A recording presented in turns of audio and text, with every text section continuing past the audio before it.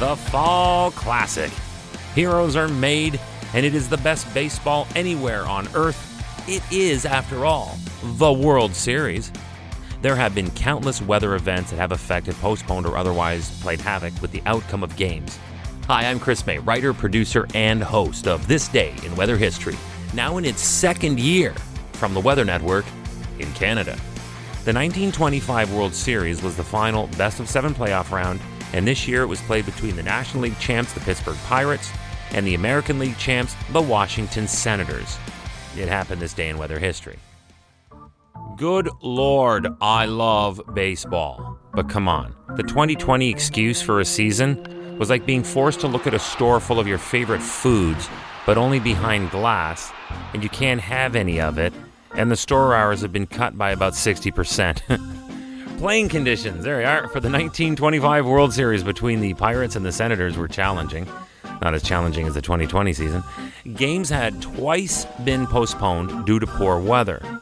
Then the deciding winner-take-all Game 7 got played in what was described as probably the worst conditions ever for a World Series game. The Junior Circuit Sens built up a commanding 3-1 series lead before the Pirates came storming back with 2 wins, forcing a final and deciding Game 7. And that is where our story starts. It was yet another rainy, foggy, dark morning on game day, and doubt had already been cast over the 7th game like it had been for most of the games in the series already. The decision to play or not play fell to the judge, Kennesaw Mountain Landis, who was baseball's first sitting commissioner after the Chicago Black Sox scandal of 1919. On game day, shortly after high noon, Landis was patrolling the turf of Pittsburgh's beautiful Forbes Field surface. He took note of the mud puddles in the outfield and the muddy grass and dirt that was basically the infield and pitcher's mound. Landis admitted that the conditions were poor, but declared that the show must go on. That's all baseball fans needed to hear in Pittsburgh, because by game time, over 42,000 people had packed Forbes Field.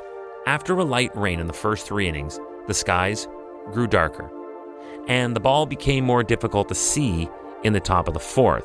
Remember, stadiums didn't have lights at this point, by the way. Then later into the 7th frame, the rain picked up, and the otherwise steady rain that we had was now an all-out downpour. The low was obviously at this point moving in and over the area, and it had to have been a massive cloud deck because it also took the daylight away. The skies grew even darker and visibility became worse. And this is where mistakes on the field started to pop up.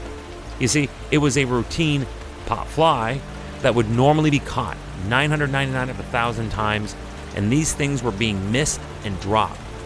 Then, just like my podcast episode on the lost ball at the Blue Jays game back on June 12th of 1986, in this game, the Pirates' third baseman Pie Traynor swung the bat, really got a hold of one.